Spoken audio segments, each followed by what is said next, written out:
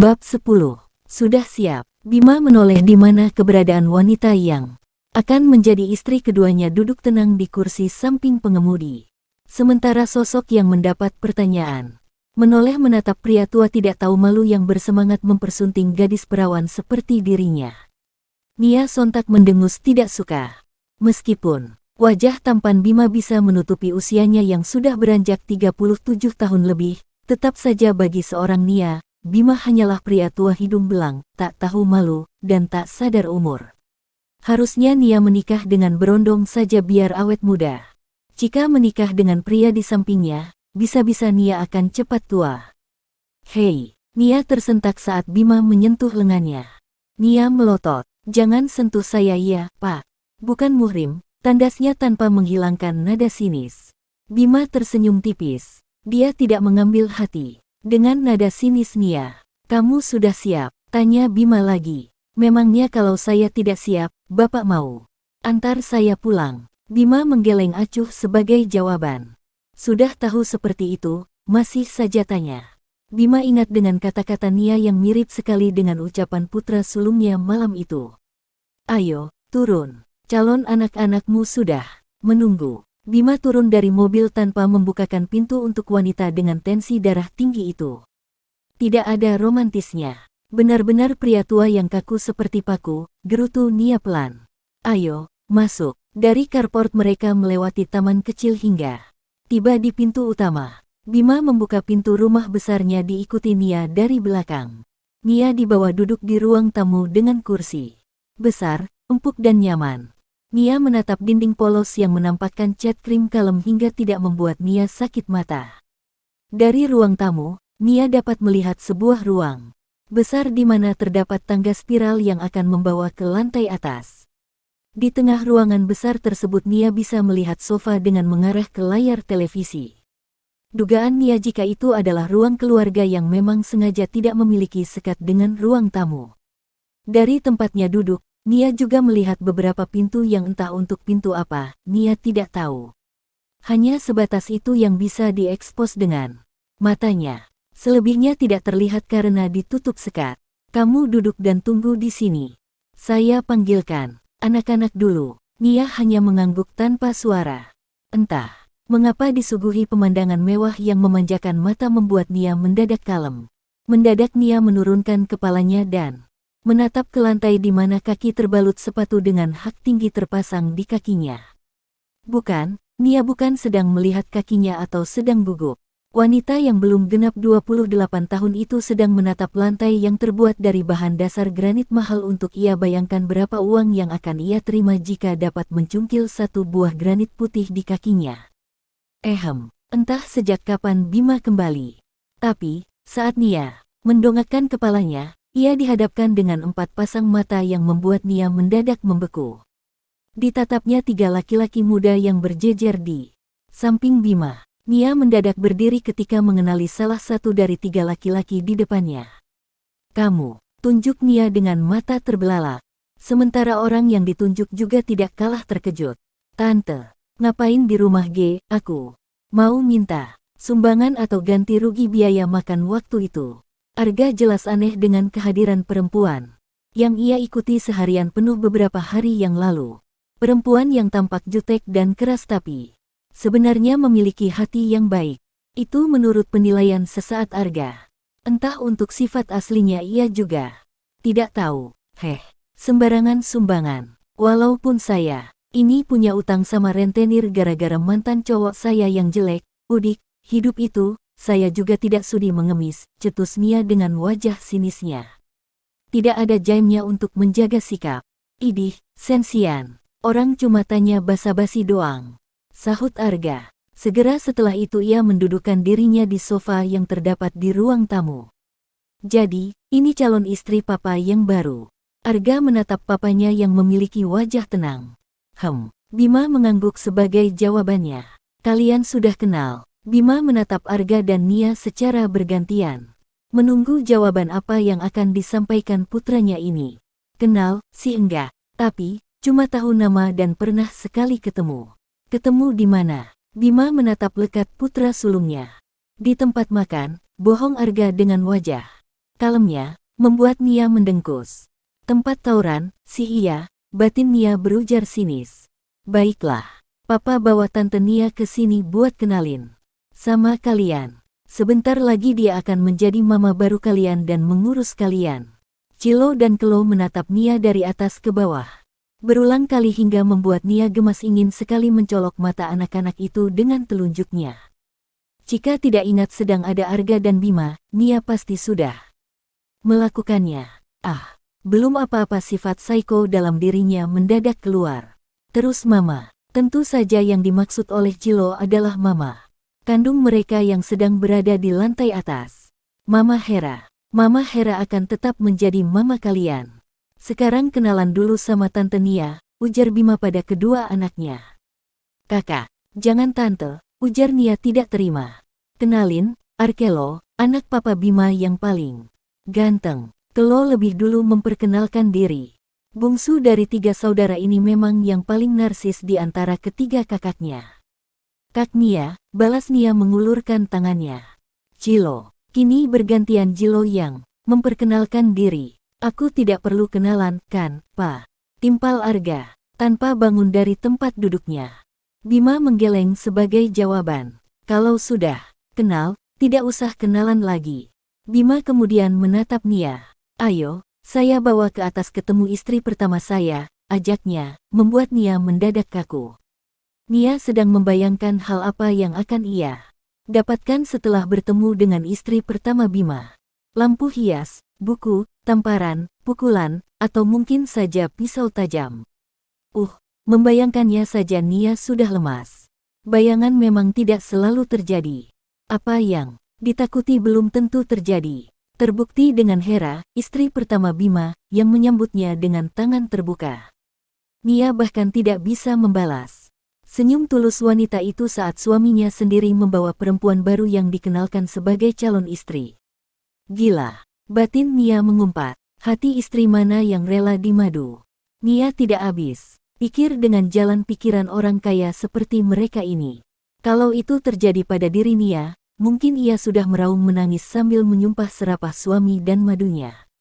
Tapi, Nia justru disambut dengan senyum tulus yang entah mengapa membuat tulang tubuh Nia remuk. Bab 11. Nia diantar pulang oleh Arga karena ternyata Bima ada rapat dadakan dengan klien. Seharusnya sopir Bima yang mengantarnya pulang.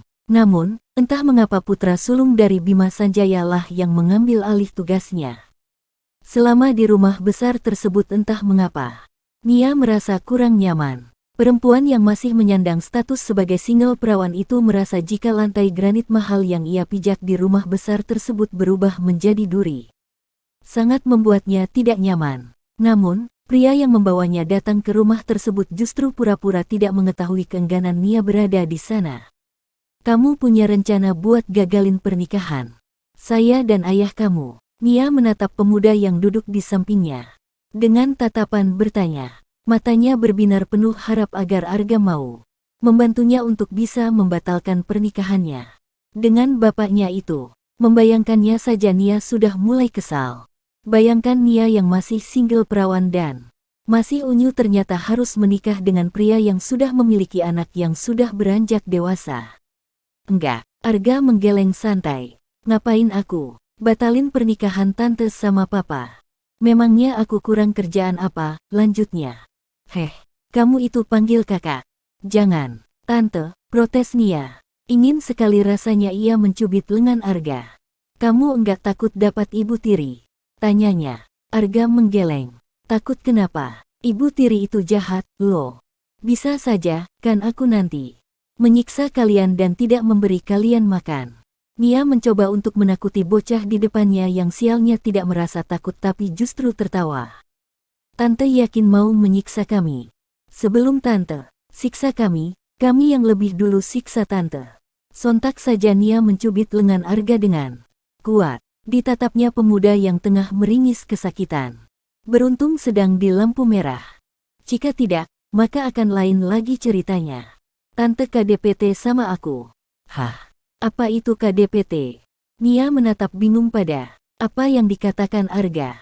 KDPT itu singkatan dari kekerasan dalam Pranaktirian. Gitu aja enggak tahu. Sekali lagi Nia mencubit lengan Arga cukup keras. Arga sendiri tidak bisa mengusap lengannya karena kedua tangannya sudah terfokus pada setir mobil. Saya itu enggak mau menikah dengan papamu, ujar Nia ketus. Kan, enggak ada yang maksa. Siapa bilang? Ini papamu yang maksa ya? Bukan, saya. Mungkin karena dia tahu saya cantik, baik, manis, dan gampang ditipu. Sela Arga memutar matanya. Cengah. Hei, Nia berseru tidak terima dikatakan mudah tertipu. Saya enggak mudah tertipu ya. Sembarangan kamu ngomong, ujarnya tak terima. Yakin. Terus yang ke apartemen cowok kemarin. Itu siapa? Jin. Makhluk halus. Nia terdiam tidak bisa menjawab. Bibirnya justru mengerucut lucu menatap Arga sebal. Tak lama mobil yang dikendarai Arga tiba di depan rumah Nia. Sesampainya di depan gerbang, Nia langsung turun dari mobil dan membuka sedikit celah gerbang untuk ia masuki. Gerakannya menutup kembali gerbangnya tertahan saat melihat Arga yang juga bersiap untuk masuk. Ngapain kamu? Sergah Nia. Ikut masuk. Aku haus mau minum, sahut Arga. Polos. Ada jus jeruk. Kalau enggak ada, jus stroberi juga enggak apa-apa. Arga dengan tidak tahu malunya melewati Nia yang masih berdiri di depan gerbang. Sementara sang pemilik rumah hanya bisa menggertak giginya kesal. Nia berbalik masuk tanpa menutup gerbang rumahnya karena ada mobil Arga di luar. Setelah membuka pintu rumahnya, Nia masuk. Masih dengan diikuti Arga dari belakang. Sesampainya di ruang tamu, Arga mendudukkan dirinya di kursi liter L dan meminta minum pada Nia. Sebenarnya papa kamu itu kenapa paksa saya menikah dengan dia, sih? Apa sebegitu enggak laku dia atau karena saya terlalu cantik buat diabaikan? Nia mengoceh sambil meletakkan minuman berisi 1 gelas air putih di hadapan Arga. Tan, kok air putih? Aku kan minta jus, protes Arga tanpa meladeni ocehan Nia. Jus enggak ada, cuma air putih yang ada. Itu pun airnya saya ambil langsung dari keran, sahut Nia cuek. Wah, parah ini. Belum jadi mak tiri udah kejam aja, gerutu Arga. Kalau saya jadi ibu tiri kamu, mungkin saya akan melakukan lebih dari ini. Nia menatap cat kukunya yang warnanya hampir memudar. Nia berniat akan mengecat kembali kukunya agar terlihat lebih cerah. Aku suka kejujuran tante. Kalau begitu aku akan mendukung 100% keputusan papa untuk menikah dengan tante. Arga menyeringai menatap Nia yang kini menampilkan ekspresi tak percaya. Kamu, Nia tidak bisa berkata-kata. Tatapnya Arga kesal. Sementara yang ditatap semakin senang melihat wajah jutek Nia. Baginya wajah jutek Nia adalah hiburan tersendiri. Setelah beberapa menit duduk di ruang tamu rumah Nia, Arga akhirnya memutuskan untuk pulang. Arga berniat untuk mengunjungi rumah temannya yang sudah 2 hari ini tidak masuk sekolah dengan alasan sakit. Mobil yang dikendarai pemuda menjelang 17 tahun itu memasuki sebuah gang perkampungan. Tiba di depan rumah tanpa pagar, Arga segera turun dan mendekati pintu rumah. Tangannya bersiap terangkat untuk mengetuk pintu, tapi daun pintu sudah terbuka lebih dulu. Sosok mungil dengan pipi cubi dan mata bulat muncul di hadapannya. Arga mengerut keningnya bingung. Kemudian, ditatapnya sekeliling rumah siapa tahu ia salah rumah. Namun, yang didapatkan Arga memang ini rumah sahabatnya. Tapi, Arga tidak tahu siapa gadis cantik berwajah menggemaskan di hadapannya. Cari siapa, Kak? Tanya gadis itu dengan suara lembut dan kekanakan. Dirga. Dia ada, sahut Arga menatap datar gadis yang belum ia ketahui namanya itu. Oh, temannya abang. Abang ada di dalam. Ayo, masuk. Gadis itu mempersilakan Arga untuk masuk ke dalam rumah sederhana itu. Lalu, membawa Arga menuju kamar yang memang diketahui adalah kamar Dirga. Bro, masih belum sehat? Sapa Arga setelah masuk ke dalam kamar. Ditatapnya Dirga yang terbaring di tempat tidur yang berukuran sedang. Wajah sahabatnya itu terlihat pucat, membuat Arga tidak tega melihatnya. Seperti yang lo lihat. Mungkin efek hujan-hujan 3 hari lalu, katanya tersenyum lemah. Kalau begitu lo siap-siap, gue bawa lo ke rumah. Sakit? Enggak usah, Ar. Gue kayak gini aja. Nanti juga. Sehat sendiri, tolak Dirga halus. Lama kalau enggak diobati. Mending sekarang kita pergi. Gue cari cewek yang buka pintu tadi. Arga bersiap keluar kamar memanggil gadis tadi. Namun, lagi dan lagi Dirga menahannya. Gue enggak ada duit, Ar. Aku Dirga memilih. Jujur, nyokap belum gajian bulan ini. Dirga terpaksa jujur dengan keadaan ekonomi keluarganya. Jika mereka memiliki uang sudah pasti ia sudah dibawa ke dokter sejak hari pertama sakit. Namun, hanya obat warunglah yang ia konsumsi dan tidak memberi efek. Kalau begitu, buku catatan utang lo di mana? Gue isi sekarang dan kita langsung pergi ke rumah sakit. Lo nolak, kita musuhan.